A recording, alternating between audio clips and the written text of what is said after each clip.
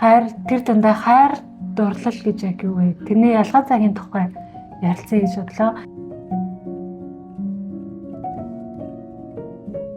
За, сайн уу? Бид хоёр өнөөдөр хүн төрөлхтний мөнхийн сэдэв бол хайрын талаар ярилцах гэж байна. Хайр тэр дундаа хайр дурлал гэж яг юу вэ? Тэрний ялгаа цагийн тухай ярилцъя гэж бодлоо. Өмнө нь болохоор бид тэрэндээ номны тухай ярьжсэн. Энэ удаа яг нэг сэдвийн тухай цаасаадсан сэдв, кино, ном гэд өргөжүүлээд ярих гэж бас бодож байна. Тэгээд энэ удаа яг сэдвийнхаа тухай эхлэл болгоод хайрын тухай ярина. Чи одоо хамгийн чухал сэдэв байгаа шүү дээ.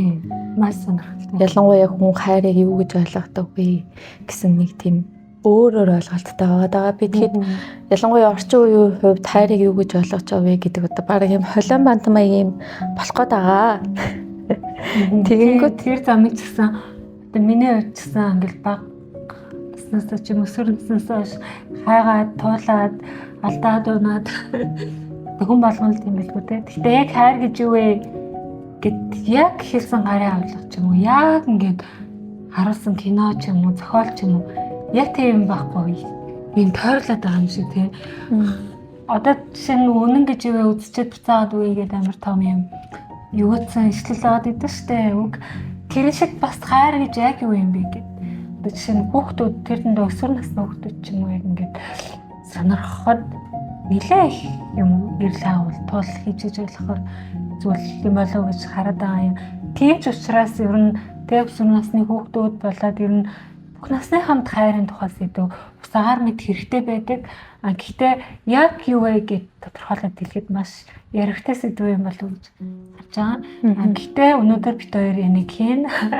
Тэг өөрсдийнхөө бодож байгаа. Хайрын тухай ярилцсан. Тэгээд тоглоом сууж үзээрэй гэж хаалан үзээрэй.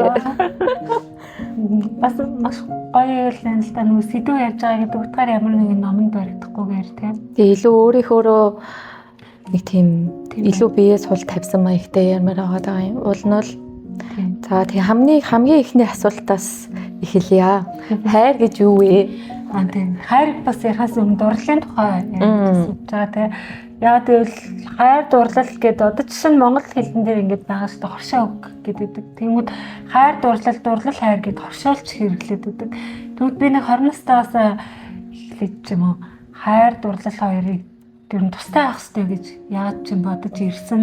Тэр тусдан ч авч үзэх хэрэгтэй гэд хайсаар ирсэн гэх юм уу. Тийм ч учраас ер нь энэний ялгаа цагийг гаргах хайр чинь дурлал биш шүү, дурлал чинь хайр биш шүү гэдгийг нэг юм ялгаа цагийг гаргах үүрэгтэй хүн юм шиг өөрийгөө ер нь бодож ирлээ л дээ. Тэгээд энэ тухайс ярьж байгаа нь сонирхолтой байна. Тэгээд яг хамгийн эхлээд тойлоо дурлал гэж юу вэ гэж сонирхолтой хавчихлаа. Тэгээ. Тэгвэл за чиний бодлоор дурлал гэж юу? Яг өнөөдрийн сэдвээ хүрээнд болохоор хайрын тухай ярих гэж байгаа шүү дээ. Тэнгүүд яг их үрийн хайр ч юм уу, найз нөхдөд хайр ч юм уу, тийм хайрын талаар биш, романтик хосын хайрын талаар ярьж байгаа. Тийм.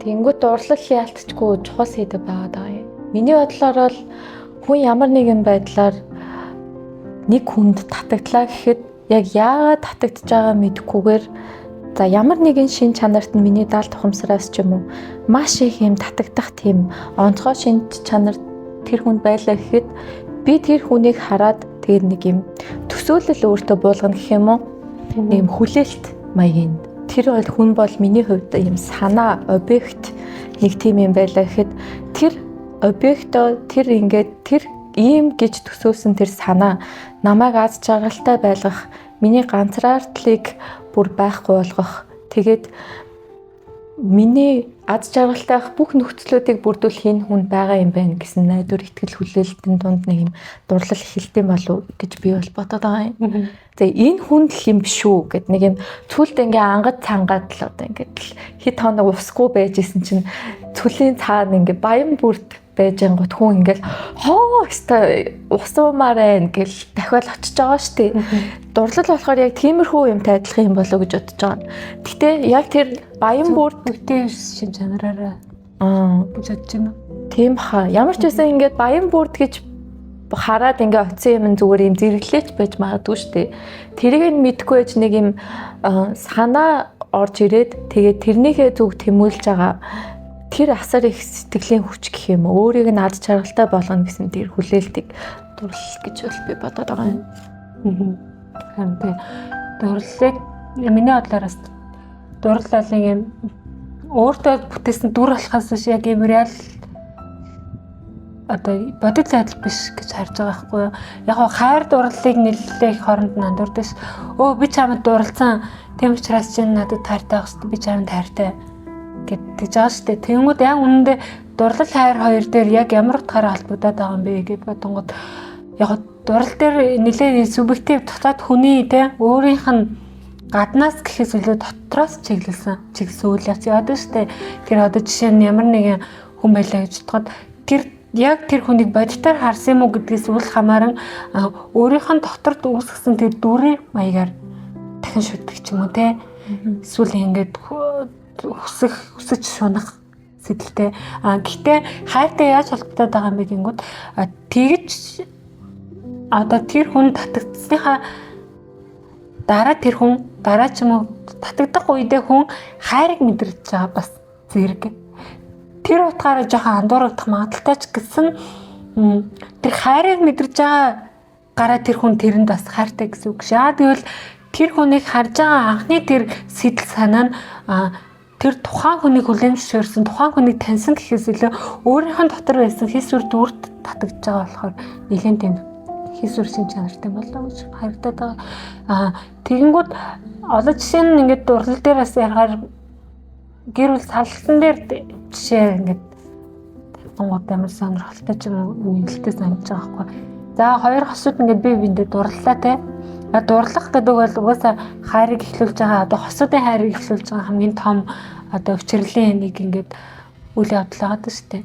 Тэнгүүд хоорондоо дурлалаа хоёр талаас бие биенээ нэг юм яасан бодит бишээр төсөөлөлтөд дурлаж байгаа ч юм уу те. Бодит биш хандлагаар ингээд бие биендээ татагтаад хизээ нэгэн цагт тэр тэр худлаа зүйл тэр дүр өөрийн дотор байгаа тэр зүйл нуран унах цагт тэр гэр бүлүүд магадгүй салж байгаа. Тэр нь одоо дэлхийн эрүүл мэндийн байгууллагаас дурлалыг сэтгцэн өвчин гэдэг нэг юм кодтай ингээд тодорхойлсон байна гэд нэг хэд 2017 он жилийн нэлээ ингээд сошиалаар шуураад бид хэд нэг яриадсан шүү дээ.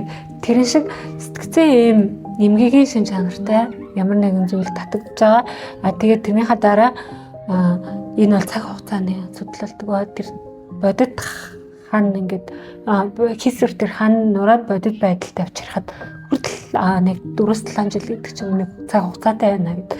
Тэгээд тэр нэг юм хийсвэр бүтээсэн тэр нэг дүр нь нуурж усны дараа бодит амьдралтай эвлэрч чадахгүй байгаа учраас жишээ нь магадгүй би нөхрөө ийм хүн гэж бодоогүй тэг чи хад ийм хүн байсан байна гэдэг ч юм уу би ихнэрээгаа ийм гэж бодоогүй байтал яг үнэндээ миний төсөөлсөнс өөр юм байна гэд эвлэрч чадахгүй ч юм уу эсвэл асуудалтай нүүр тулж чадахгүй байгаагаас болоод сал үсч юм гэж хараад байгаа юм. Яг дурлал гэл амар гоё юм харгалт гэсэн чи амар салж байгаа. Гэхдээ гол нь нөгөө гэр бүл төлөлтөн дээр ч юм уу дурлалыг хайртай андуурснаас болоод ч юм эсвэл тэр нэг юм дурлалын тэр илүүс хөөрөлтөй хит автснаас болоод бас хэтэрхий тэгж одоо юу гэж чинь фантазиндаа итгэж явж байгаа сүулт нь хэдэн жилийн дараа харахад 3 хүүхэдтэй болсон байдаг ч юм уу те. Тэр нь маш аюултай. Тийм болохоор эртнээс хайр дурлалаа ялгаад өөрийнхөө тэр фантази төсөөлөл энэ бодит байдал энэ гэдгийг хүртэл ялгаад өөртөө ер нь ажиллаад тэмцэг буруу ялгаж сурчвал бас хэрэгтэй байлоо гэж харж байгаа гэх юм уу. Гол нь яг дурлалыг бүр үнэхээр буруутгаж болохгүй ч гэсэн зөндөө их шүлэг дуу ч юм уу ингээд тэр их хөөрсөн сэтгэлээр зөндөө урлагийн бүтээлүүд бүтцэн байгаа шүү дээ. Гол нь яг тэрийг өөрийнхөө итгэл найдвар хүлээлтийг тэр хүнд бүрэн дүүрэн хариуцуулна гэдэг нь нэгэн байдлаараа шударга бус байгаа юм л та. Хүн угаасаа л алдаа оноотой өөрийг нь хүлээн зөвшөөрөх хүн гарч ирэхийг хүлээгээд ингээд байжангууд нэг хүн гарч ирэнгүүтэл би чамд хайртай, би чамд дурлалжээ хайртай. Би чиний төлөө юу хийсэн ч боцохгүй би бараг үхмээр чамайг надтай пам байхгүй гэвэл гэ тэгжсэн аа нэг 2 жилийн дараа чи юм уу гэд бараг өшөглөнд холхгүй байна гэхээр яг үнэндээ тэр хүнийг боддоор харсан уу гэдэг дээр шудраг бас юм явж байгаа болохоос биш яг хүний дотор төрж байгаа тэр мэдрэмжээс буруутгахад хэцүү шүү дээ. Яг ер нь өөрийнхөө тэр хүлээлтийг өөр хүний толгоон дээр ингэж чулуу болгож ингэж дарж авч байгаа юм амар шудраг бус байгаа. Дурлалын шудраг бусна гэх юм уу? Хайр болохоор нэглийн өөр гэж хоёлаа ярих гээд байгаа шүү дээ. За одоо хайрын талаар тэгээ за дурлал бол за нэг юм хүний төсөөл хийсвэр дүрэн дээр тогтд юм байна те. Магадгүй үзсэн киноны ханхуу Баатар матар гэдэг ч юм уу гэдэг. Тэрнтэйгээ төстэй хин нэг болохоор тэр очинд харж ийн гэж боддог ч юм. За тэгэнгүүт одоо эсрэгцүүлээ те. За тэгвэл хайрын ялгаатай тал нь юу? За хайр дээр болохоор айгүй би хитрхи хувийн мэдрэмжэл одоо ярих гэдэг шүү дээ. За хайр гэж энэ юм а гэсэн тодорхойлт угаасаа дэлхий дээр гаргаад ирээ. За ингээд ухаад гаргаад ир гэвэл жоохон хэцүү байна. Тэнгүүд миний хувьд хамгийн хайрын мэдрэмж төрдөг мөчүүд ч юм уу бүр цаанаа гүндээ мэдэрдэг юм гэх юм бол өөрөө яг юм бүрэн дүүрэн байгаа болохоор нэг юм хайлж хасгарч байгаа юм шиг тэр мэдрэмж гэх юм уу? Байнгын юм хайлж хасгарч байгаа юм шиг нэг юм уярлын мэдрэмж. Тэрийг болохоор би хайр гэж юу н боддیں۔ Яг дотроо. Тэгээ би өөрөө ингээд дотроо бүрэн дүүрэн хайлж хасгарахад билээ ингээд байж ангууд хин нэгэн хүнд ингээл би тал биш штэ тэр гэл тал биш бүрэн гэдгээ батлах ч юм уу те эсвэл надаас өөр хүн бүрэн харагдах юм бол ямар гоё юм бэ чи бүрэн юм байна би тал юм байна гэдэг ч юм уу эсвэл би тал болохоор нөгөө талаа заавал олоод л одоо чи л намайг одоо ингээд л дүүргэх юм байна гэсэн тийм зүйл ч юм уу тиймэрхүү бусдаас заавал авч иж дүүрхээр юм уу гэхээр айгүй хэцүү байгаа юм. Тэнгүүд яг би өөрөө дүүрэн болохоор надаас хайлж хасгарч байгаа мэдрэмжийг л би хайр гэж бодоод байгаа. Үнэхээр хүн бүрэн дүүрэн байх юм бол дэлхий дээр одоо ингээл дайн дажин гарахгүй шүү дээ. Ерөөсөө хүн төрлөختөн хайраар дүүрэн тэгэл амьдарч исэн бол хизээч юм муухай гэмтгэр үүд ч юм уу янз бүрийн юмнууд гарахгүй би бинийг ойлгоол тэгээ байж юм. Гэтэ үнэхээр бүрэн дүүрэн биш ганцаардмал байгаа болохоор би бинээ хайрлаж чадахгүй байгаа юм болов уу гэсэн нэг тийм сони юм. Гэтэ тэр нь би ингээл төгс хайрладаг хүн болсон гэсэн үг биш л дээ. Гэтэ миний сэтгэлийн гүнд тэр дүүрэн байгаа. Тэрний тэр мэдрэмжэл би хайр гэж бодоод байгаа юм. Би болохоор жишээнд хайрыг ганцхан мэдрэмжтэй холж байгаа шүү дээ. Одоо энэ хавьдаа нэг юм энэ бол хайр юм байна гэд. Гэтэ хайр гэдэг чинь үг шүү дээ. Хүүхэд байхасаа сонсоод өссөн. Дурлал гэдэг чинь үг, хайр гэдэг чинь үг. Тэгсэн чинь яг үнэндээ тэр үгэнд заавал утга онох хэрэгтэй мүү? Заавал ялах хэрэгтэй мүү? Заавал тодорхойлох хэрэгтэй мүү гэдэг бас үгүй байж болно. Ямар ч байсан миний итгэж байгаа зүйл бол хүн болгонд нэг тийм амьдралын хайрлах тийм хүч байгаа гэдэгт юу нэг тэгмээр байгаа дээ. Тэнгүү тэр хайраараа хосёогоо ч юм уу, үр хүүхдээ ч юм уу, найзаагаа ч юм уу хайрлаад гол нь хайрлаж байгаа арга нь их чухал юм шиг. Тэнгүү тэр чин бүх ингээд уус хооронд, соёл хооронд ингээд хайрлаж байгаа аргууд нь төсөөр байгаа гэж тийм. Тэр талаар бас их юм сонирхолтой юм. Тэрнээс биш хайр гэж хинч бараг тодорхойлж чадахгүй л тийм юм байна. Болохоор ялцчихгүй. Жишээ нь хайр гэж юу вэ гэд бас яг тодорхойлъё гэвэл тодорхойлолтой нэлээх байгаа шүү дээ. Одоо жишээ нь тэр тэгж хэлжээ, тэр хэлжээ гэдэг. Одоо өнөөдөр ойлголоо л яг тийм юм бол нэг ярих үсээгүй хүн угаасаа Google-с ч юм уу ChatGPT-гээс сухад гараад ирчих харалтууд байгаа. Тэгэнгүүт за одоо хайрын мэдрэмж хайр гэдгийг өөрөө тийм асар бүхэлдлэг шин чанартай зүйл учраас тэгвэл за түүхээс нь эхлээд яриа л да. За орчин үеийн хүний те одоо энэ хүртэл ирсэн бидний хувьд романтик хайрын тэр төсөөлөл байгаад шүү дээ. Тэр төсөөллөөр нь хизэнээс яагаад эхэлж вэ? Ер нь 12 дугаар зууны Францаас эхэлсэн гэж ярьд юм билээ. Тэгтээ сүүлд Шекспир яг Ромео Жулиеттаа бичсэн үеэс ер нь нэлээд хүмүүст нөлөөлж эхэлсэн юм байлээ. Гэхдээ яг 12 дугаар зуунд Францд эхлэхдээ эрх чөлөөтэй холбогдож тэгж үссэн. Эрх чөлөө би хэнийг хайрлага өөрөө шийдэх эрх чөлөөтэй хүн. Би өөрөө сонгоно гэдэг ч юм уу. Тэрнээс ахуулаад яг Шекспирийн Ромео Жулиета дээр хоёр дайсагнасан таллын одоо хүүхдүүд нь бие биендээ хайртай болчихж байгаа шүү дээ. Тэр үеэс ер нь романтик хайрыг ер нь романтикаар хүлээж авах ихлэл тавигдсан юм байлээ л дээ. Ромео чи өгчлээ гэж юу тэгвэл би ч гэсэн яа гэдэг ч юм уу. Тэнгүү тэр чинь одоо ингээд чи баянч байсан, ядууч байсан. Ямар ч үед би чамайг хайрлах болно. Өвцөн үед ч хайрлах болно. Чи миний дайсны хөөж байсан хайрлах болно гэлдэж байгаа шүү дээ. Тэгээ иймэрхүү юм бол тэгээд үхээр нь дагаад хүннэ гэдэг чинь юу одоо шүү дээ. Миний хайртай хүн өгөх юм бол надад амьдрах утга учир алгаа. Энэ миний хайрлажсэн бол миний амьдралын утга учир бүцүүлсэн гэд нэг тийм романтик гэх үү одоо энэ санааг гаргаж ирж байгаа гэх юм уу те нэлээд том. Тэнгүүд эн чинь ингээд айгүй тийм хүний эрх чөлөөний хувьд маш том юм хувьсгал юм байгаа даахгүй. Би бүр миний хайртай хүн өвчлээ одоо би үгүй энэ гэдэг чинь маш юм эрх чөлөөний асуудал байгаа шүү дээ. Тэнгүүд хүмүүсийн сэтгэл асар их татагдсан юм байлээ л дээ. Одоо яг би тэд ингээд 21-р зуунд амьдарч байгаа ингээ хүмүүс байна. Маш их кино медианд тархиа угаалгасан гэх юм уу те. Одоо цагаан морьтой ханхуугийн эрхийг хүлээж байгаа. Ингээ гар дээрээ өргөөд явах тийм намайг бүр ингээд эмэгтэй хүн гэдгийг маань мэдрүүлэхээр тийм хүн нэг хүлээж байгаа ч юм уу. Иймэрхүү романтик зүйлсийг бол байдаг юм шиг хүлээгээд авсан юм бол яг үнэндээ ёстой ч юм тийм хүний зохиосон юм байгаа даа гэдэг нь айгүй тийм өрөмс юм байгаа даа. Тэнгүүд сонирхолтой л да. За романтизмаас хойш романтик үе эхэллээ. Романтиклаас хүн төрлөختөнтэй ста чи ингэхгүй бол би тэхгүй эсвэл тэр залуу цагаан морьтой ханхуу ирээл тэр хүүхэнс амьдралын цэцгэлээ гэдэг ч юм уу. Нэг амар романтик л чинь. Тэгэнгүүт тэрнээс өмнө төгөлхөн төрлөختөө яг яаж хайрлалт дурлалт гэсэн гэдэг нь амар сонирхолтой. Магадгүй романтизмаас өмнөтэй за ямар нэгэн трендээс өмнөтэй хүн төрлөختөнд хайр бол байсан. Гэхдээ яг тийм одоо юу гэдэг чинь агуу дотор ингээд сууж ангууд нэг залуу гарч явснаа нэг байглаас хэдэн үс төснэ те цэцэг ногоо төснэ өвдөг сүгдэж суугаал надтай гэрлээж гэл нэг юм чулуун бүгд зүлгдэггүй л байсан байгаа. Эсвэл бараандаар шүхэртэй гүгээд л яг нэг юм хайрын гурвалжин үсэл те ингээл агуу дотор хайрын гурвалжин үсвэл аягүй боллаа. Яг тийм юм болдог байсан үгүй юу бас их сонирхолтой гадаг байхгүй юу.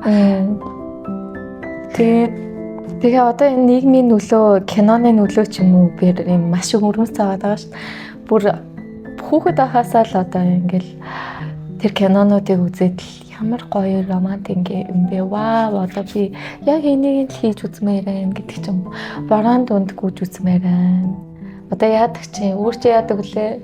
Тийм нөгөө цонхныхан доор зүрх мөрхасаад би чамд хайртай гэж тэгснээл хэрвээ чи үгүй гэвэл би энэ галж хатыг багтыг гэж арай тэхгүй л дээ. Гэхдээ ер нь тэгдэжтэй гүр мөрнөөс үсгэрлээ гэл тэгжилээдэж манай найзууд мэдтэй яцлаа малын тэгжилээсэн.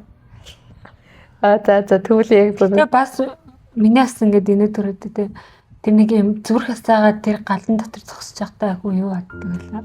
Инээд нь өртөглөө эсвэл юм баатарлаг санагддаг л яг хэлэхгүй. Нэг юм романтик хоёлаа яг эсвэл тийм романтик хүмүүс биш.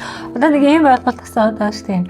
Би бол юм романтик хүндэл дуртай гэдэг чинь би эсвэл юм романтик хүн гэх нэг юм романтик хүн гэдэг одоо яг бид өөрийн ингээд ярьж гисэн сэдв бол за романтизм ч тэр үедээ тренд ч юм уу те тархиуул маягийн юм байсан байна. Тэнгүүд одоо бүр явсаар хагаад би романтик хүн чи романтик биш хүн гэдэг ч юм уу бүр нэг юм хүнийг тодорхойлолт болоод ингээд бичлээ л дээ. Гол нь яг нэг юм хүлээлт байгаа штэ. Одоо тэр нэг кинон дээр хийдэг юмыг би хийж байгаа гэдэг нэг юм амар гоё юм. Танил мэдрэмж гэх юм.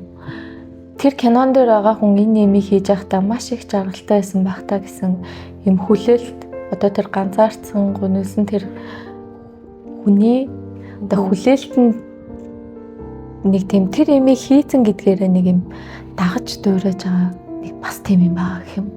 Яг даган дуурайлт бол байж болно. Ялцчихгүй хүн хүнийгээ дагаж дуурайж иж одоо ингэж хүн болж байгаа шүү дээ. Ээж аавынхаа ярьж байгааг ярьж иж одоо ингэ монгол хэлээс сурцсан байна. Гэхдээ юм болгоны даган дуурайна гэдэг чи юу вэ? Юуг дагаж дуурайх уу? Юуг дагаж дуурайхгүй байх уу гэдэг чинь яг хүний суурь боловсралтаас шүү балбатай асуудал. Болгоно л да. Тэгвэл бид хэдийн хайрын тухай боловсрал магадгүй тэр киноны романтик талаас эхэлж байгаа бол романтик гэдэг чинь өөр яг бодит зүйл амьдрал мөн үү гингүүд яг хийсвэр зүйлийг дагаад хийсвэртэй өнгөн талынх нь хэлбэрт нь хурдаад байгаа мó эсвэл цаад гүн утгыг ойлгоод байгаа мó гэдэг нам чухал байна. Романтик гэдэг бол магадгүй хэлбэрж байгаа асуудал байгаа юм бол зөвхөн тэр хэлбэрт нь хурдаад яг мөн чанарыг ойлгох байх юм бол тэр маш эвгүй зүйл болох магадaltaй учраас энэ харах хэрэгтэй те анализ хийж бодох хэрэгтэй зүйл болохоос биш романтиклыг яг буруутгасан ч юм уу эсвэл байж болохгүй гэсэн үг бас биш байгаа байхгүй. Тэр чинь хүн л болж төрсэн хойно те гоё том тэрэл сарны дараа үнэлцээ цусах мэдрэмж бас хүн сайхан байж болно шүү дээ. Мянга тэр кинонд гарсан уу байна уу үгүй хамаагүйгээр хайртай хүнтэйгээ тэрвэрлдээд бүтэлцүүд бороонд бүх сайхан ч хийж болно те. Гэхдээ тэр хэлбэртэж лагад дуурайж байна гэдэг тэр утгаараа жоохон эвгүй. Чин надад нэг юм асуулт байна л да. Чамд ингээд нэг юм үзэн киноноос ч юм уу ингээд болоод дааж дуурайхыг хүсдэг тийм романтик үйл явдал. Бүр байхгүй маа гэхэд очихыг хүсдэг яг юм хослоо очихыг хүсдэг хот ч юм уу байгаа. Тийм юм ер нь байхгүй дээ. Яг ингээд тэгмээргүй байна гэсэн л хүсэл ах шоогон. Гэтэ тэр нь одоо тэгмээр байна гэсэн хүсэлтэйгээ адилхан ч байж магадгүй. Жишээ нь ингээд хүүхэд байхасаа ингээд хүмүүсийн эсрэг баймаар байна л гэсэн хүсэлтэй аваад байдаг гэсэн шүү дээ. Тийм болохоор одоо яг өөрийн мэдлэгүүд дуурайсан юмнууд зөндөө авах уу? Тэгин яах вэ? Өстө мэдэхгүй байна. Чам байгаа юу? Яг нөгөө нэг sunset нөгөө кино Before Sunrise. Before Sunrise ихний ангинууд аим таалагддаг байхгүй. Хоёулаа яваад юм яриад яваад байдаг тийм яваад байдаг. Тэснэ. Тэр чинь нэг ямар хотод лээ тэр хотын нэрийг санахгүй нь хоёр дахь анги нь тэгсэн чинь Парист чдээ штэ. Тэнгүүд ихний анги таалагддаг мөртлөө хоёр дахь анги нэрийг дутхгүй ч юм. Хоёр дахь анги нь ямар ч гэсэн ингээ Парисаар ингээ алхаад яг би өмнө нас ингээ Парист очиод гэсэн ингээд бодчихсан нөгөө аялын нэвтрүүлэг үзсэнс болоод ч юм уу. Тэнгүүд хоёр дахь анги дээр нь Парист ингээд чонгод яг тийм Парис тосроо чи гэж бодсон гэх юм уу. Гэтэ яг тэр нэг юм яг тэр киног үзээд өөрөөс төрсэн мэдрэмж талаас гэж хүн болгон хосоор Парист явдаг болохоор явъя гэсэн бас юм мэдрэмж. Тэр кинонд дуртай болохоор ч юм уу. Тэгвэл сүүлдээс нөгөө нэг Хонконг киноцсон гэдгсэн дээ. Дүүд бас Хонконг гэж үзсэн гэсэн. Гэтэ тэр нь тийм хайр дурлалын киносон болохоор гэх юм уу. Тэр хоёр. Одоо болохоор яг хайр дурлалт гаднаас ч юм уу нийгмээс нөлөөлж байгаа нөлөөний талаар ярьж байгаа шүү дээ. Тэгэхээр яг нэг юм нийгмээс өгж байгаа нөлөөнөөс гадна нэг юм хүйсийн одоо тухайн хүүсэнд нийгмээс тавьдаг шаардлагын нөлөө бол бас амар их байгаа шүү дээ. Хүн хүнээ хайрлахад ч юм уу. Жишээ нэг ингээд залуу байл та. Тэгэнгүүт аав нь багаас нь өстой эхнэр чинь өвдөгнөөсөө дээшээ юп өмсөх хэсгүй. За тийм юпг өмсдөг ингээ эхнэртэй байх юм бол хүмүүс чамайг муу хэлээ шүү өстой. Эхнэрээ захирч чаддгүй юм байна. Ачаагүй залуу байна гэж хэлнэ гэл тэрийг ингээд аав нь ингээд хэлэл ээжийг нь ингээд жоохон өвдөг шүргсэн юпг өмссөн байлаа гэхэд чи наад юпг болмойл энэ тэргээд болиулдаг гэсэн байлаа гэхэд одоо тэр чинь бас л нийгмийн нөлөө буюу одоо гэр бүлийн нөлөө бас байж болно шүү дээ. Тэнгүүд хүнийг хайрлах хайранд хүртэл тиймэрхүү нөлөөнүүд байгаа даа байхгүй. Тэнгүүд хичнээн нөгөө эмгтэйгээ гэсэн ийм эрэг ийм мэдрэмж одоо тэр дурлал нь байгаа ч гэсэн нэг ийм жоох өвдөгнөөсөө дээгүүр ингээд юу бөгөмссөн байнгут нь ууя чи болохгүй битээ наа чи ингээд болохгүй шүү гэх тэнгүүд нөгөө эмгтэй нь ингээд гайхаа шүү дээ. Яагаад вэ? өөр эмэгтэйчүүд ингээ өмсөж болоод штий гэтэнгүүт. Гүү би чамайг хайрлаж байна.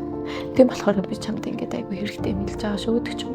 Тэнгүүд хүнийг ингээд хайрлаж байгаа арга тэрэнд хүртэл ингээд нийгэм ингээд нөлөөл байгаад байгаа аахгүй юу? Яг хайр өөрөө юм шижир юм цэвэр ариун сайхан юм байлаа гэж бодъё. Яг хинж баталж чадахгүй шүү дээ. Үнэхээр ингээ миний ингээ дотор байгаа ч юм.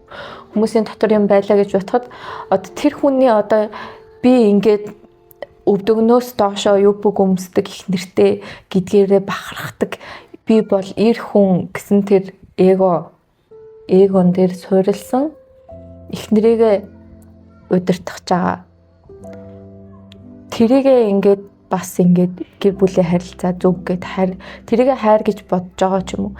Иймэрхүү юмнууд яг тэр таанаа байгаа тэр ингээд цэвэр шижир тэр хайрыг тэр эгон тэр бусад өөрийгөө баталж харуулах гэдэг юм нь яг үнэндээ эхнэрийнхээ ч юм уу одоо тэр найз бүсгүйхээ хүсэл сонирхлыг асуухгүй байгаа шууд тулган шаардж байгаа юм нь хайранд бас амар нөлөөлж байгаа байхгүй. Энэ бол яг нийгмийн нөлөө бол мөн байгаа. Гэхдээ би эрэгтэй хүн болгон тийм гэж хэлээгүй. Бас жишээ авч байгаа шүү дээ. Ганцхан эрэгтэй хүн гэж хэлээгүй. Ер нь нэг жишээ авах уу? Жишээ нэг эмэгтэй байлаа гингүүд ээж нь хөө намхан залуудаа битээ суу миний охин баг. 170-аас 170 гэнэ. 180 май байдаг лөө. 185 190 байдаг лөө. 185-аас дээш өндөртэй залуутай сум бо. Тэгэхгүй бол өстой хүмүүс чамаг өстой шоолоод өстой бөө юм болно гэ хэлсэн байлаа гингүүд. Тэр эмэгтэй ингээд 185 см-аас доошоо бүх эрэгтэй хүмүүсийг ингээд доош нь хийж харцдаг ч юм уу. Эсвэл яалтчгүй нэг хүн сэтгэлийг нь татаад тэр хүн 185-аас доошоо байлаа гингүүд дотроо ингээд энэ чинь одоо бусад хүнд бит хоёр жоохон сонирхлаар гэж байгаа бах та гэж бодно гэдэг чинь бас тэр тусмаа нөгөө өндөр эмэгтэйчүүдэд тулгардаг асуудал шүү дээ тий. Жишээ нь 180 за 175-аас дээш ч юм уу 70-аас дээш болоод тэр эмэгтэйчүүд ч амар өндөр болчихж байгаа шүү дээ. Тэнгүүд одоо юу гэдэг чинь эрэгтэйчүүдийн зүгээс бас өндөр эмэгтэй сонирхдаггүй гэдэг ч юм уу. Тиймэрхүү асуудал бас байж болно. Гэхдээ бас жишээ гэж байгаа тийм жишээ л байгаа. Жишээ нь одоо за тэнгүүд эн чинь нөгөө хайр сэтгэлээс гадна гарч ирж байгаа эрсдлүүд гэсэн нэг юм материаллык зүйлсүүд бас амар их байгаа шүү дээ. Тэр дундаа энийг асар их одоо энэ нийгмийн сэтгэл зүйг харуулж байгаа зүйлүүд танилцах аппликейшнууд байгаа тийм. Жишээ нь нөгөө нэг хайрын магтуу гэдэг номон дээр яг энэ танилцах аппликейшнийг асар томоор шүүмжилж ален бодё гэд асаавч гаргаж тавьж байгаа асуудал тэр хайрын магтуудаар гаргаж байгаагаар ямар ч эрсдэлгүй жинхэнэ хайраа олоорой гэдэг ч юм уу те. Тэр гар утасны аппликейшнуудын болзооны аппликейшнуудын зар сурталчилгаа уриал лозун үгэн дээрээс эхлүүлээд тэр хайрынхаа мөн чанарыг өөрөө ингэж одоо утга учиргүй болгож байна гэдэг байгаа шүү дээ. Тэгэнгүүт орчин үед би тэгээд за хинч хинтэйгээ те харилцахад амар амархан болчихлоо шүү дээ. Яг үнэндээ чат хичээл те сошиал медиагаар комент хичээл зүрх дараал бүр болохгүй байлаа чадахгүй байлаа гэж бодоход танилцах аппликейшн ороод өндөр нь 180 царай тийм үндэстэй ийм боловсралтай тийм орлоготой тийм мэдрэмжтэй тийм юм байгаад тэгээ хамгийн сүүлд нь тэр болзооны аппликейшны зорилго бол ерөөсөө л хамгийн төгс тохирох хоёр хүнийг ерөөс хооронд нь уулзуулад тэгээд ямар ч эрсдэлгүй хайрыг бүтээе гэдэг байгаа шүү дээ. Тэр тусмаа саяхан Монголд нөгөө нэг надтай гэрлэж хэд шоу гарлаа. Тэгэнгүүт тэр шоуны бас концепц ерөнхийдөө энэ хайрын одоо концепц нь энэ болзооны аппликейшнтэй бас нэлийн төстэй. Яг төстэй гэхээр сэтгэл судлаач, гэр бүл судлаач ч юм уу хүмүүс тэг астролог те одоо харин судлаач хүмүүс гурван талаас нь сонгож агаад энэ хоёр хүнийг хооронд нь ингээд тааруулаад гэр бүл болгочих юм бол хоорондоо ямар ч эрсдэлгүй хайр бүтээнэ гэд шоу хийж дээ те. Яг тэрэн дундаас яг бүр амар тийм шоуг ингээд шүмжилсэн байхгүй л те. Тэндээс ингээ хүмүүс тэр хүмүүсээ ал гэрлэх цаашдаа гэрлэх албагүй ч гэсэн тэндээс сурах одоо үзэж байгаа хүмүүсээ сурах юм нь юу вэ гэхээр хосууд иймэрхүү юм дээр маргалддсан байх, тэдэм байх, ингэдэм байх гэд хөндлөнгөөс ашиглах боломж олгож байгаа нь ерөнхийдөө авууштай. Гэхдээ тэр болзооны аппликейшн санаан дээр хэлж байгаа ямар ч эрсдэлгүй хайрыг бүтээе гэд тэгээд анханасаа л тохирох хүмүүс хоорондоо ингээд суугаад ямар ч асуудалгүйгээр хайрлалцаад явна гэсэн үлгэр бол байхгүй гэд юу нэг хэлээд байгаа тийм. Тэгэнгүүт энэ өөрөө энэ хайрын үнэн мөн чанар болоод энэ хайранд өөрөө занл хэлж байна.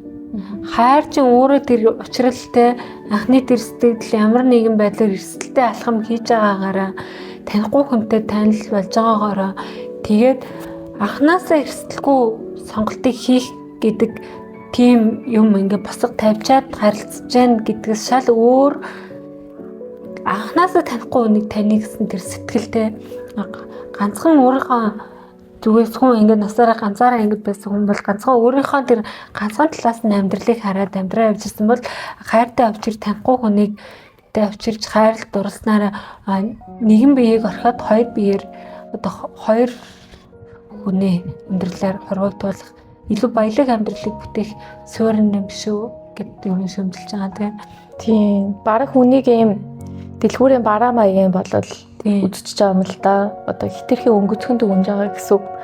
Одоо нэг юм ая тухай олох зүгээр юм одоо хэрэглэгчийн сэтгэл ханамж өндөр байх тийм талуудыг нь олж хараад л одоо за энэ хүн л юм байна гэж сонгоно гэд тэрийг ер нь шүмжилсэн байгаа шүү дээ. Гэтэл айлын байд юу болохоор өөрөө болохоор хайрыг дүгнэхдээ яг тэр нэг юм хоёр хүн юм санаанд уучраад тэгээд хайр нь болохоор яг тэр хоёр хүний учирсан тэр тодорхой цаг хугацааны доторх юм хоёр хүний амьдарч байгаа хоёр хүн ингээд ертөнцөө тэлээд амьдрах тэр мөнхийн юм байгууламж гэсэн утгатайгаар хэлсэн байгаа гэсэн. Тэр нь бас маш сонирхолтой байсан. Тийм байгууламж гэдэг утгаараа яг юм амьдралыг бүтээх цааш нь хөгжүүлэх, барих, босгох, цаашаа барих, босгох зайхуудын материалын шин чанараараа биш юма гэхэд хүн дотроо өөрийгөө бүтээх. Тэгээд тэр байгууламж дотроо хамтдаа бүтээх гэдэг тэр санаа бас яваад байгаа юм болов уу гэдэг утгаараа бас сонирхолтой байгаа юм. За тэгээд кинон дээр ярихад бас одоо жишээ нь бидний үеийн хүмүүс ч юм уу дээрээ солонгос кино ингээ үзэрч байгаа шүү дээ. Тэгвэл би л амар тод санаж байгаа байхгүй юу.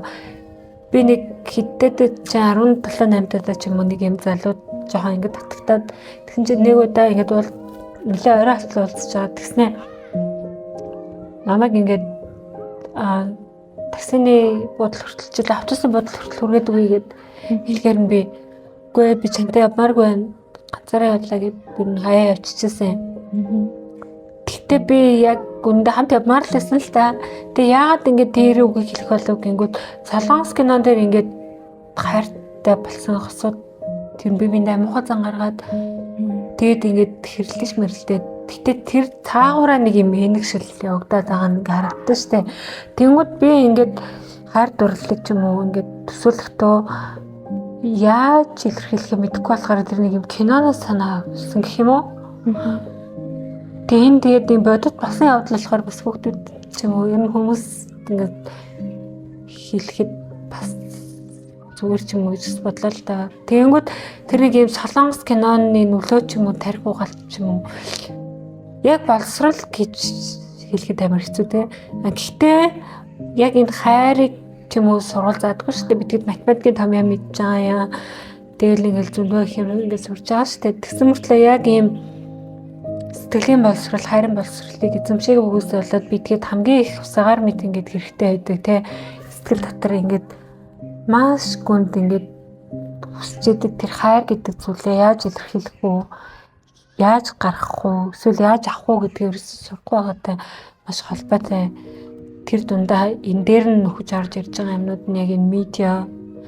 За би тэдний үед яг солонгос кино үзээ те. За солонгосчууд шиг ингээд аялдаг, дагалддаг хэсэг тийм хугацаа байсан байж болох ч гэсэн одоо жишээ нь Facebook, Instagram, TikTok гэдэг ч юм уу, YouTube гэдэг ч юм уу медианы 900-д тэгээ нэмээд жоохон томлох юм бол болзооны аппликейшнууд. Тэр болзооны аппликейшн байхгүй байсан ч гэсэн одоо Facebook дээр нөгөө нэг юм группүүд идэм билээ. Тэгээ ингээ ороо харахаар дандаа юм жоохон хүмүүс.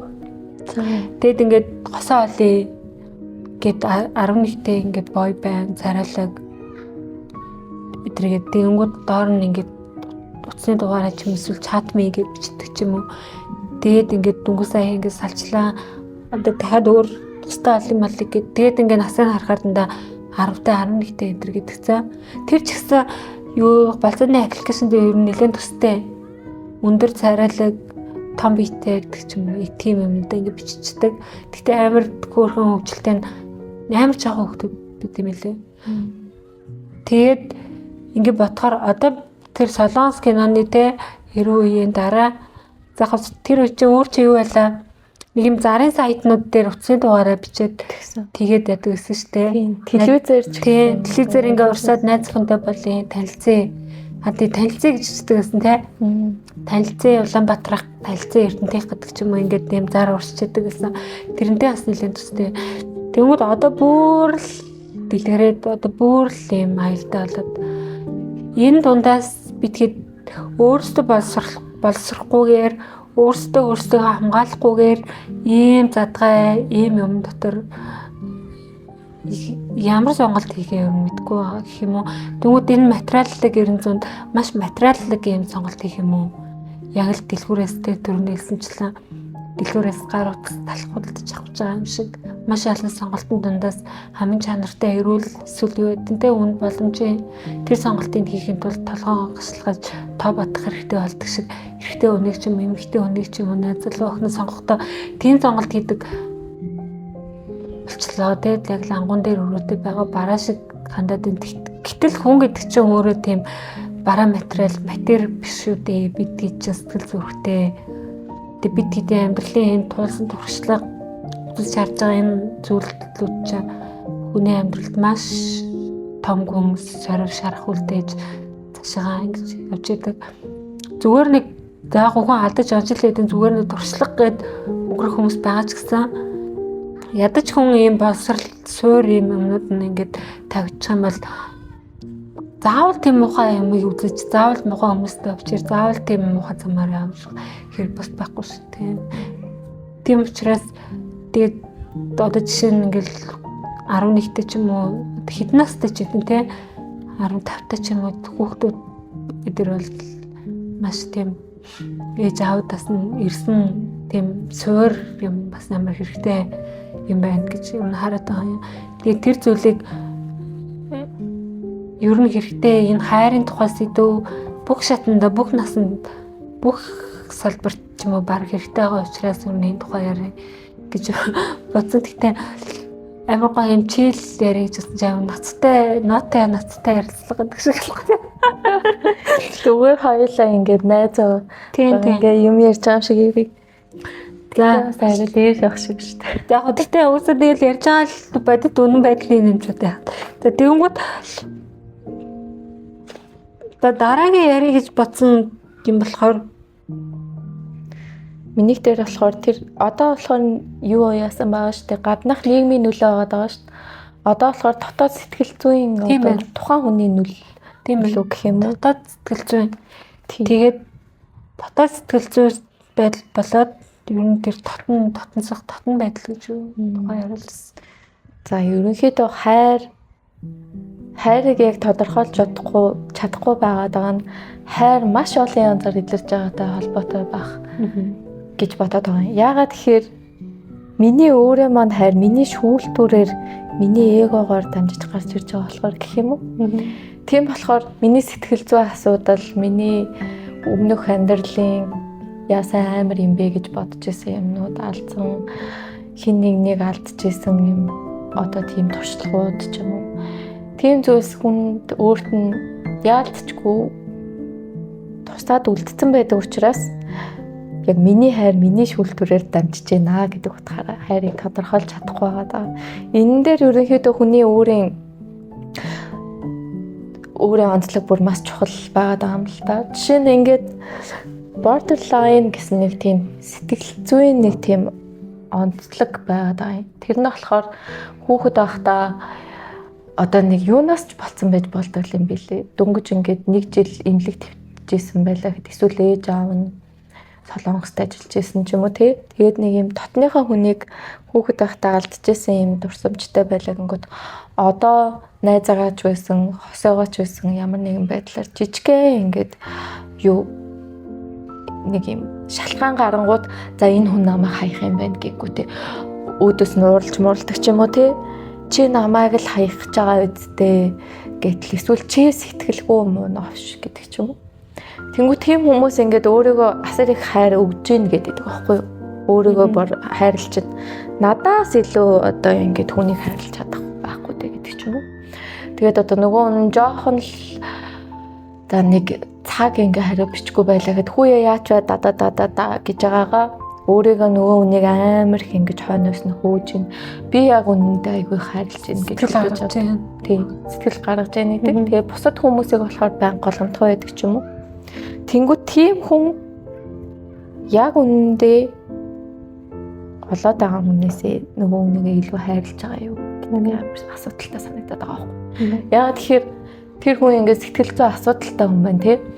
Ямар нэгэн байдлаар хэн нэгэн өөрийг нь за хайнаа гэж бодсон хүн байна. Тэгэнгүүт бити хаяасаа гэсэндээ тэр бүхүүлдлүүдийг хийгээд байгаа шүү дээ. Тэгэхэд энэ хүн намайг хаяхгүй дэ гэсэн итгэлтэй энэ хүн намайг хайрлж л байгаа гэсэн итгэлтэй хүн бол тэр хүнээс арай бага ингээ хүний хойноос гүн те. Гэтэ тэр нэг хүний хойноос гүйж байгаа хэмжүүрээ ч юм уу эсвэл бусдаас тэгж их хамааралтайгаар хойноос нь хөөж байгаагаа илүү би хайрлж байгаа гэж ярих нь яг үнэн үү үгүй юу гэдэг бас айгүй асуудалтай байгаа. Тэрүүгээр яг хүн одоо тухайн хүнийг ямар өөр нэгэн хүнийг яаж хайрлж ийн вэ? Тэгээд тэр нь өөрийнх нь сэтгэл зүйн асуудалтай яаж холбогдож ийн вэ гэдэг нь бүр тис өөрөөр байгаа. Нэг хүнийг хайрлахдаа маш сайхнаар хайрладаг байлаа гэж хэлдгээр хайрладаг байлаа гэхэд одоо нөгөө нэг байнгын сайхан үгээр хэлж өгдөг ч юм тий. Багасаа тийм юм сурцсан байж болно шүү дээ. Ээж нь ингээл миний хүү ямар сайн юм бэ? Миний хүү ёстой сайн байна. Миний хүү ээж нь хайртай шүү гэд хэлээ өсгцэн байлаа гэхэд мэдээж эхнэрийгээ ч юм уу нөхрөө юу ч юм уу. Оо миний хань ёстой сайн байж тээ. Оо миний хайр ямар мундаг юм бэ гэл тэнгүүд нөгөө ингээл баярлал тэгээ шүү дээ. Тэнгүүд нөгөө хүн мундаг юм уу? Хэр мундаг байгаад. Гэтэ юу нөлөөсөн бэ? Тухайн хүний өөрийнх нь одоо тэр нэг амьдралын одоо шалтгаанууд юу вэ гэдэг нь бас харж үзэх хэрэгтэй юм шиг санагдаад байгаа. Хайраа яаж илэрхийлэхдээ хүн хувь хүний дотоод асуудал тийм амар чухал байгаа байхгүй нэг бодлороо. Тэгмэд хувь сэтгэл зүйн асуудал нь одоо тэр тухайн хүнийтэйгээ маш дотн те үнэнээр бүр ингээд нүцгэн үнэнээр гэж ярьдаг шүү дээ. Яг тэр үннээсээ нүүр тулж те. За угаасаа хоцоо хосууд ингээд байлаа гэж бодоход асуудал үүсэхгүй, маргаан үүсэхгүй, зөрчил үүсэхгүй байх гэж байхгүй те. Гэхдээ тэр зөрчлийг давж гараад цаашаа хөгжих хамгийн гол суур одоо алхам нь юу гэдэг юм бэ гингүүд яг үннээсээ тэр асуудалтайгаа нүүр тулаад шударгаар ярилцаад тэгээд үнэхээр тэр ойлгоод тэгээд цаашаа явах болохоос биш өө чи намайг муухай харагдуулах гэлээ гэд өөрийнхөө тасралтгүй өмөрхтэй. Эсвэл ингээд тэр нэг юм асуудалтай гэдгийг мэдчихүүдээ гэсэн зүг хөтлөө хаагаад айснаасаа болоод яадаг чинь хитрхи их дайралтууд хийх ч юм уу. Тиймэрхүү юм болгон дээр асуудал үүсээд ингээд гэр бүлийн хувьд ингээд үйл ойлголцол үүсээд тэр нь явандаа томорж явсараа байгаад ямар том салтын шалтгаан ч юм болдог гэж болно шүү дээ. Хүн л юм чинь хой нэм асар их асуудалтай асар их юм зовлонтой явж байгаа.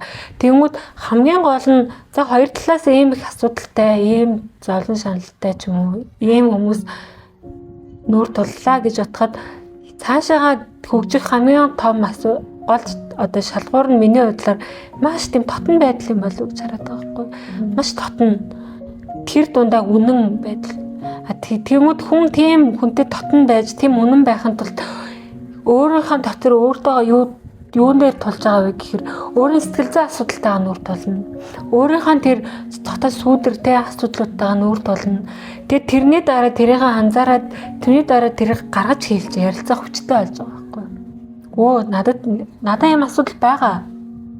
Надад ийм юм байгаа учраас би ингэчлээ. Тэгээд би энийг анзаарлаа. Тэгээд би цаашаа хичээнэ гэдэг ч юм уу. Тэгэхээс биш үгүй чи тэнэг болохоор чи хатуу ухаантай биш болохоор эсвэл юу гэдэг чинь те чи царамаатай болохоор чи бага мөнгө олдог болохоор өнөөдөр би ингэ зовж байна гэх юм бол хэмж хизээж олгоцохгүй байгаа байхгүй. Тэрний оронд миний айдас хүн хаягдахаас байж өнөдөр те яадгүй би ингэсэн байна. Яа юу гэдэг чинь те би хүнд голөгдохоос айж байна. Эсвэл юу ч гэдэг хүн тасар их айдас яг үүнд байгаа штэ. Тэр тусмаа энэ гэрэлтэй насны чинь за Монголд бол 20-с 35 наснд хүн гэрэлж байгаа шүү дээ. Тэгвэл энэ насны тэр тусмаа хүн угаасаа энэ сүдрүүдтэйгээ угаасаа эд ажиллаж явах хэрэгтэй. Тэр насны авдаг байхгүй. Өөрийнхөө асуудал айдас аль хэдийн тэр бага наснда авсан юу ч хэдэн те янз бүрийн юмнууд зөндөө юм байгаа шүү дээ.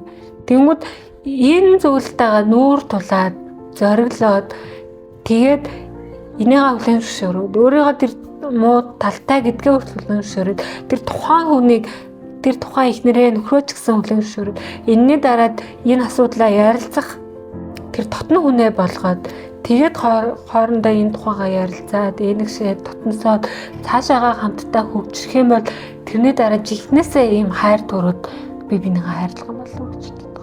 Тэгэхээс биш тэгэл чи өстөө тэ хөшрөөд байгаа болохоор миний дур готлаа гэж сууж явах юм бол юм хүүхд шиг гэх юм уу энд бол хязгаарч тэр гэр бүл дотор хайр сэтгэл дотор хөгжил явагдахгүй юм байна гэж хараад байгаа байхгүй. Тэгвэл миний хүсэж байгаа хайр юу вэ гэхээр ерөөсөө л үнэн шударга. Тэгээд өөртөөгөө ажиллах хэрэгтэй байна. Тэгвэл тэр өөртөөгөө ажиллаж байгаа нь тэр хос хоёрын хооронд параллел явагдах юм бол илүү бас үрдэнтэй яваад эхнэр нь ч юм уу нөхөр нь ч юм уу өөртөөгөө ажиллаад те асар их ингээл хөгжил явагдаад дотроосоо ингээл багдгүй баг гэгэрх маяг ингээд болонгод нөгөө талд нь ямар ч хөгжил байхгүй те өө чиний буруу чийл ингээд бүдүрцэн болохоор би чамайг ингээд яллаа тэглээ инглээ гэж сууж ах юм бол нөгөө хүн ингээд гайхах нэзтэй би одоо хийн ямар тэнэг хүнтэйгээс үчвэ эсвэл ингээд нөгөө хүн өө тийм би ингээд төгс биш те магадгүй миний буруу ч гэсэн юм уу гэд байнга өөр дээрээ бурууг авч явсаар хагаад нэг өдөр тесрээд тэр чинь ингээд үгүйсээ яа төвчхэн байхгүй юм. Тэгэхээр энэ нэг юм ухааны хувьд ч юм уу ойлголцлын хувьд ярилцаад хэлцээд хүм хэлээрээ мал хэлээрээ гэдэг шиг явах төгшин нь ядаж юм параллел маягийн тэ нэг нь хит нэгэндээ буруу тахгүй нэг нь хит хүлцэнгүй биш ч юм уу ямар нэгэн байдлаар эрүүл ухаан байж тэр гэр бүл дотор би бинийгээ хайрлах тэр нэг юм орон зай үүсгэх юм байна шүү дээ. Тэгэхгүй аль нөгөө нэг эхнээсээ ингээл би бинийгээ төсөөлөхдөө тэ ханхуу гүнж шиг ингээл нөгөө төсөөллийнхаа дурлсан дүрдээ ингээд төсөөлсөн байдаг. Тэгээ тэр нь ингээд нураад ингээд хэдэн жилийн дараа болох юм байгаа дэрэнгүүт л өөстө чи өстө миний бац шиг биш байсан байна. Чи бол худалж модалж гэдэг ингээд би энэ руугаа дайраад салах ингээд болж байгаа штэ. Тэрэн дотор бол хөгжил гэж ярихад амар хэцүү юмнууд байгаа байхгүй. Магадгүй тэр үеэ хүн өсвөр насны дээрээ ч юм уу хаанаа ч ямар нэгэн байдлаар даваад аль болохоор ингээд туулаад үзээд тэгээ яг гэр бүл зохиохтой ч юм уу маш боловсролсон тий туршлагатай, суур мэдлэгтэй, хайрлах чадвартай магадгүй болоод тэгээд цаашаага тэр гэр бүл дотроо ингээд хөгжих чадвартай болоод энэний дараа бараг хосууд хоорондоо ингээд хамтдаа бүр гэгэрдгүү маа гэхэд ядаж би бинийгаа тэр нэг юм хайрлаад дуусах юм бол сайхан надад гэх юм уу. Тэгэхээр энэ нэг юм хэлбэр талдаа бол тэгэл 30 жил 40 жил хэрэлдээд уралдаад чамаагүй хүн амьдарч болно шүү дээ. Тэгээд нэг юм секс хийж байгаагаа би биендээ хайрлаж дурлаж яана гэдээ яваад ч болно. Гэхдээ тэр хайр гэдэг чинь тэр ганцхан тэр хамт нэг гэрт ороод ингээд түлхсэн юм шиг гаднаас нь төгжээд ингээд хүчээр ингээд оролцсон юм шиг ийм хүчлсэн харилцаа биш. Нөгөө талаасаа хэр удаа хамт байгаагаар хэмжигддэг зүйл биш. Бүр нөгөө талаасаа секс хийж байгаагаар ч хэмжигддэг зүйл биш. Хамгийн чухал нь тэр яг юм маш дотн intimacy гэдэг байна шүү дээ. Тэр нэг юм дотн үнэн сэтгэл зүйн тэр байдлыг хэлэх юм болов. Тэгээд бас энэ дундаа хүн ер нь тэр сэтгэл зүйн асар их асуудалтай байх юм бол хүнийг хэзээ ч хайрлах чадахгүй маань. Ер нь энэ зүйл чинь яг юм нэг зүйл юм байна. Чи бас хэлжсэн шүү дээ. Сэтгэл зүйн асуудалтай хүн бол ингэ хайр. Тэнгүүд хүн тэрнтэйгээ бас ажиллах хэрэгтэй болчихж байгаа байхгүй хайрын дээр. Гэх мэтлэн юм маш бүхэлдэг шин чанартай хүний орж шуутай холбогдож байгаа. Хүний тэр хөгжил дэвшилтэй тэр дундаа хүн дотор байгаа тэр зүтгэрлэг бурханлаг талуудтай тэр бүгднтэй холбогдож байгаа утгаараа энэ нүрэ маш цогц бүтэн ойлголт болоод ичж байгаа юм байна гэж хариуд байгаа юм. Гэхдээ яг нь шашин машинтай холбоход амар хэцүүлтэй. Жишээ нь ямар шашинтай хүмүүс байсан хүн л юм чин дотроо хайрлах мэдрэмж, хайрлах чадвартай байх боломжтой шүү дээ. Тэрийг хөгжүүлээд харин ингээд хайрлах чадвартай байх боломжтой. Тэгэнгүүт ганцхан жишээ нь христэн шашинтай хүн л тэ хайрлах чадвартай шашингүй хүн бол хайрлах чадвар гэсэн юм байхгүй байгаа хүн. Тэнгүүтээр яг дотн нийлэн далангүй байдал гэж тэгж байгаа шүү дээ. Тэрийг бүр анханаас нь яаж мэдчих болох нэг арга болсон. Тэр нь болохоор нэг хүн ингээд залуу ч юм уу бүсгүй ч юм уу ингээд ирээд л би чамд хайртай гэж хэлнэ шүү дээ. Тэнгүүд наадах чинь яг ямар утгатай үгүй гэд асуух гэх юм. Яг энэ дээр л ер нь цаашаага хэл гинэ хэр хоол өнгөрөх вэ гэдг нь баг гарч ирэх юм шиг санагдаад байгаа юм. Нэгдүгээр нөгөө хүндээ ингээд гал халуунаар дурлцсан байхад ямар ч асуусаа хариулахад бэлэн байгаа үе яваад байгаа шүү дээ. Тэнгүүд нэгдүгээрт хайртай гэж хэлж байгаараа чи яг юу гэж илэрхийлж байна вэ гэдгийг нь мэдэх амар чухал байгаа байхгүй юу? Тэгэхгүй бол би чамд хайртай гингүүд би өөрийгөө л ойлгочихж байгаа. Тэгэхгүй бол нөгөө хүн тийс өөрөөр ойлгосон байж болно шүү дээ. Би чамд хайртай гэдэг нь би чамайг нуруунд дээрээ өөрөд 2 өдөр тасралтгүй алхна гэсэн үг ээ гэж нөгөө хүн хэлсэн ч байж болно шүү дээ. Тэнгүүд би тийс өөрөөр бодсон ч юм уу? Тэнгүүд ийм анханасаа илэн талангүй байх хэсэг нь одоо нөгөө хүнийхээ ямар хариу хэлэхээс шалтгаалаад энэ хүн хайрын талаар боддог хүн байна да. Энэ хүн хүний эрхийн мэдрэмжтэй хүн байна да. Энэ хүн хүний хүндлэж шаарддаг хүн байна да.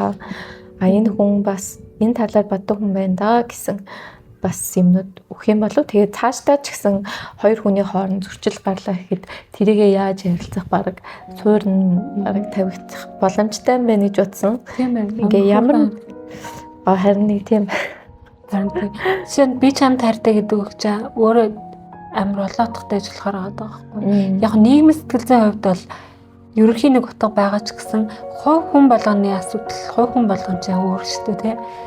Тэгмэд хувь хүн болгон дээр бууж ирэхдээ яг ямар утгаар бууж ирж байгаа юм гэдгээ ядаж та бүхэн ядаж нэгэнлэг байдг юм а гэхэд хос хоёр хоорондоо нэгэнлэг тий. Жишээ нь өнөөдөр ингээд хосууд нийнд байгаа нэг хоёр хос тэрийг нэг утгаар ойлгож яхах нь чухал болохоос заавал тэнд байгаа батат тулмаа ч юм уу тэр хоёртай адилхан ойлгох албагүй байгаа байхгүй. Гэдэг утгаараа тэр хайрын дотор гэр бүл дотор ч юм уу хосууд дотор нөгөө нэгэнлэг байх ойлголт амар чухал юм байна. Гэдэг асуудал байгаа юм. Та хоёр яг энэ зүйлийн тухай юу гэж ойлгож байгаа юм? Хайрын тухай юу гэж ойлгож байгаа юм? Дурлалын тухай юу гэж ойлгож байгаа юм?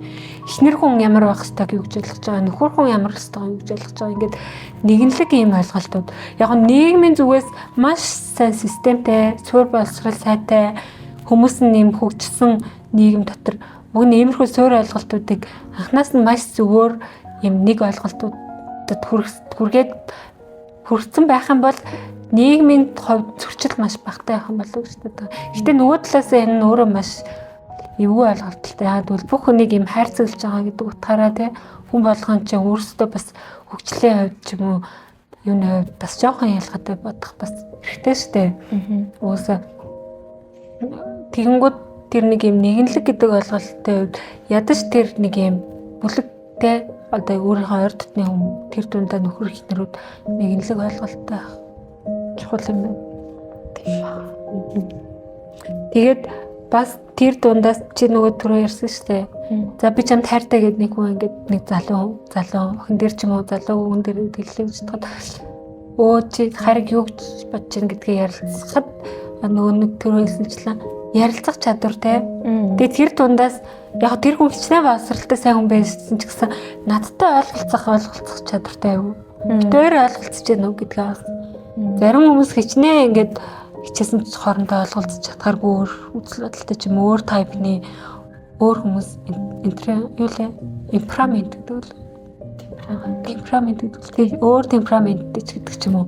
Нэг иймэрхүү өөр хүмүүсээ ч гэсэн олж шүү дээ. Тэгмүүд бүр амар юм драма үсгээл цаг хугацаа зарцуулахаас өмнө баран тэгээд ойлголцох чадвар, ярилцах чадвар тийм тэр мэрийн шалгачуд бас хөрхөн чиг Гэтэ яг хуу дээд бас ингээл шалгалт аавна гэхээр. Гэтэ яг шалгаж яах гэхээс илүү эн чинь ойлголцох гол байгаа шүү дээ. Би чамд хайртай гингүүд чи юу гэж бодож байна гэсэн чинь юу гуцаад байгаа юм бэ гэх юм бол та болов гэхгүй. Юугаар гуцаад байгаа юм бэ гэхгүй л хальтаа. Ямар сонио асуулт вэ энэ төр гэл хүмүүс чинь бас болтгож оролдож бас магадгүй шүү дээ. Тийм гэхдээ бас тэгэл шууд ямар секси дараадахаас илүү жаа ярилцаж барьчихсан хэрэгтэй шүү. Тийм. Тэгэнгүүт за хайрлах урлаг гэдэг Эрик Фромын ном амар алдартай. Тэгээ Монголд оройгоо уншаагүй хүн хэлдэг ба. Хайрлах урлаг номон дээр Эрик Фромын хамгийн том төвшилж байгаа одоо гол нэг санаа бол хайрлах чадварын тухай ярьдаг тийм. За хайр бол чадвар юм а гэд. Тэнгүүд суур одоо тэр хайрын одоо үндсэн юмнуудыг ярьж байгаа шүү дээ. За өвдчихдээ итгэл тэгээд хайр үндсэн суур нөхцөлийг болохоор итгэл гэдэг жаа. Тэнгүүдээ хүндлэх тэгээд тэр тухайн хүний чин үннээс танин мэдээ гэсэн тэр хүсэл тэгээд халамж хариуцлага гэд хэлж байгаа шүү дээ. Тэнгүүд бас иймэрхүү байдлаар дан ганц тэр романтик хайрын кино үзээд танилцах аппликейшнаас азаа туршихгүй хайрыг сонгох гээд байхаас илүүгээр иймэрхүү мэдлэгүүдийг хүн суур одоо мэдлэгүүдийг эзэмшээд хайр гэдэг чинь хар аяндаа үүсдэг те гоё чидээ мэдрэмж ингээд биш юм аа хайранд хүн хичээх хэвээр сурлах хэвээр байд юм байна. Тэрний дараа зовсны эцэс жаргана гэдэг шиг тэр жаргалаа хүн өөрөө бүтээд юм байна гэдгийг ойлгоход ном бас их хэрэгтэй мөлөө гэж боддог юм. Тэнгүүд одоо нэг ийм хүн байгаа юм. Джон Готман гэдэг сэтгэл судлалын профессор их нэртэйгээ цуг юм хайрын лаборатори гэж байгуулсан юм лээ. Тэгээд одоо 40 жил одоо болтол судлаад явж байгаа хэдэн мянган хосуудыг судалсан тийм хүн байгаа. За тэр хүн маань ерөнхийдөө 4 салах шалтгаан, 5 салахгүй байх шалтгаан гэсэн юм сонирхолтой юм хэлсэн. Энийг бас мэдээллийн чанартай гэж бодсон. За сонирхолтой байна. За 4 шалтгааны эхнийх нь болохоор салахгүй байх шалтгаан лөө. Салах шалтгаан. За энэ хоёр хүн ингээл одоо за бурхан байд. Хүүхст салах юм байна гэсэн нь болохоор эхнийх нь шүүмжлэл юм байна. Энэ нь болохоор тухайн хүний хийсэн үйлдэлийг нь биш хүнийг нь шүүмжлэх гэх юм уу. Хүүе хайраа хогоо асгачихгүй яасан юм бэ? Хогоо асгачаарэ дараа гэд хэлэхгүйгээр шууд одоо ингээд хогоо асахгүй юм уу? Чи угаасаа л юм гэл. Тийм. Чи угаасаа юм. Тийм. Шүүмжлэл нь яг тийм юм байна. Ялчгүй ингээд үнэхээр хайр нь унтраад бүр тартагтаа тулаад ирэхээр нөгөө хүнийгээ гэсэн угаасаа ийм хүн гэсэн тийм дүнлэлтэнд хүрчээд байгаа байхгүй. Тийм болохоор хийсэн үйлдэлийг нь биш угаасаа ийм гэсэн дээр тогтдог гэх юм уу? Хоёр дахь нь болохоор дорд үзэх юмнууд. Тэр нь болохоор доромжлох, за үг мүгээр хэлэх. Тэгээд хамгийн том юм нь болохоор илэглэл гинэ. Ингээ нүд мүдээ эргэлтүүлээд юм хэлэнгүүт нь хөө гэд ингээ шоолоод л одоо тэгүүтэй. Гэтэ жоохон муухай сөрөг байдлаар ч тийм дандаа сөрөг. Чи яагаад ингэж байгаа юм бэ гингүүт. Яагаад ингэж байгаа юм гинэ үү? Тэгдэг ч юм уу. Миний чи битээ бүгдээр амтай гайвс сонсгоцоо. Би ерөөс амар жишээ олж чаддгүй. Ямар ч юм сарказм гэсэн нэг юм илэглээд нэг нөгөө нь шоглоод тиймэрхүү юмнууд.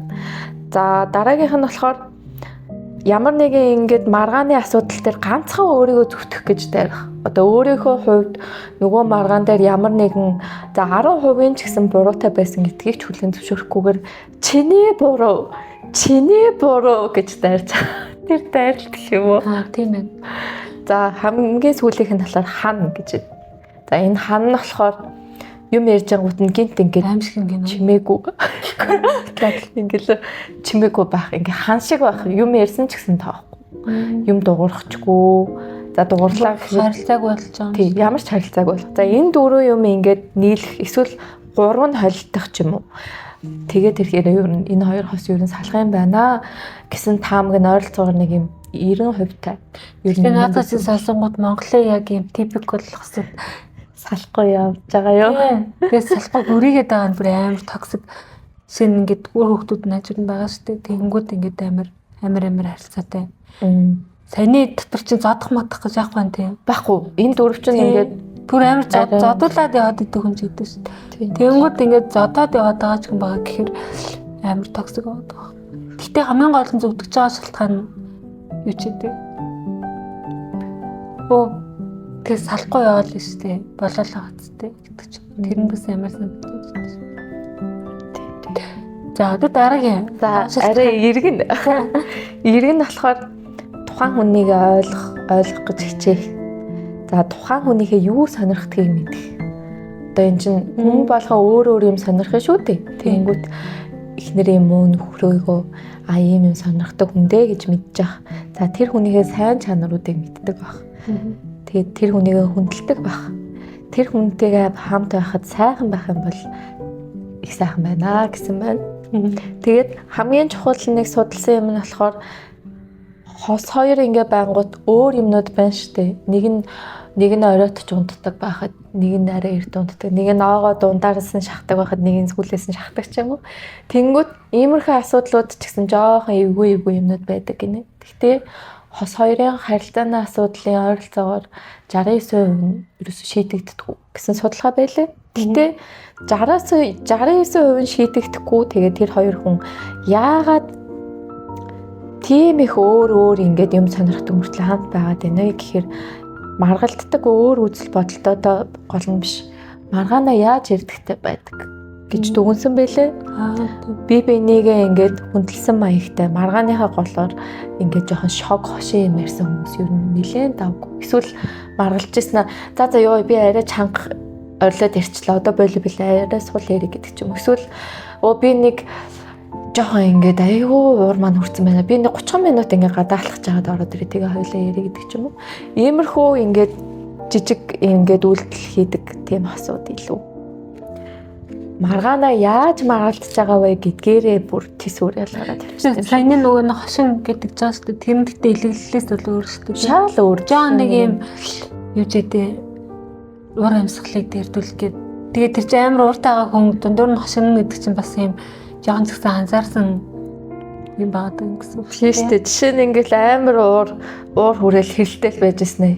Йоо ээж гэл нэг одоо хүн чинь ингээд цочгоор ээж энэ төр гэл цочдсон шүү дээ. Тэнгүүтээ тэрэндээ гинт инээд түнрэл ээж энэ төр гэл дооч бол тиймэрхүү юм гошин юмнууд хэлээд байгаа байхгүй одоо тухайн одоо нөхцөл байдлыг эерэг болгох юм хошин мэдрэмж хүнд өөрт нь байдаг да тийм юм хэлээд байгаа. Тэрнээс биш нөгөө хүнийгээ доош нь хийж гутаанд оромжилж илгэсэн тийм юм биш гэх юм уу.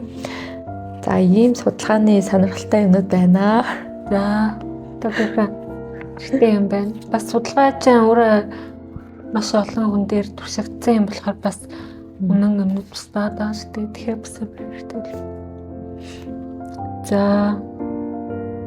тэнгууд яг дүгнээд ингээд миний бодлоор жишээ нь өнөөдөр ярьсан юмнуудаа ингээд бодохоор миний хүсэж байгаа хайр бол ерөөсөө юм өөртөө үнэн байхаас эхлэх юм байна. Тэгэхээр ингээд хүн харахад ч юм уу амжилттай, хүн харахад ингээд бүрэн бүтэн гэр бүл хүн харахад бас жаргалтай явахтаач биш. Энд чинь бол дандаа хэлбэрийн юмнууд байгаа шүү дээ тийм. Тэнгүүд хамгийн одоо үнэн зүйл бол хүн өөрийнхөө үнэн байхаас эхэлж байгаа юм. Тэнгүүд үнэхээр амжилттай хүнийг хайрлахын тулд би яг үннээсээ энэ хүнийг хайрлаж гэнэ үү? Би өөртөө үнэн хандж гэнэ үү? Өөрийгөө хайрлаж гэнэ үү? Эсвэл яг энэ хүнд үнэн хандж байгаа юм шиг дүр эсгэж байгааж би дотроо өөрөө худлаа ингээд бас бодчих болно шүү дээ. Тэнгүүд ер нь хамгийн суур одоо хайрлах чадвар хамгийн суур зүйл бол өөрийнхөө үнэн байхаас эхлэх юм байна. Тэгээд өөрийгөө хайрлахаас эхлэх юм байна гэж бодож байгаа. Жишээ нь хүмүүс ингээд өөрийгөө хайрладаг, өөрийгөө одоо яадаг халамжтай хүн гингүүд амиа хичээсэн хүнтэй ингээд ялгаа ингээ ингэж хойлоод байгаа шүү дээ. Тэнгүүд амиа хичээг өөрийгөө хайрлах хоёр чинь шал өөр асуудал юм байна. Хүн өөрийгөө хайрлах чадвартай, өөртөө зөөлөн хандах чадвартай ч юм өөртөө зөөлөн хандж иж, бусдад зөөлөн хандна. Өөрийгөө хайрлаж иж, бусдад бас хайрлах тэр хүч, сэлбэх тэр юм аа өгнө. Тэгээ тэр мэдрэмжүүдээ хуваалцсан.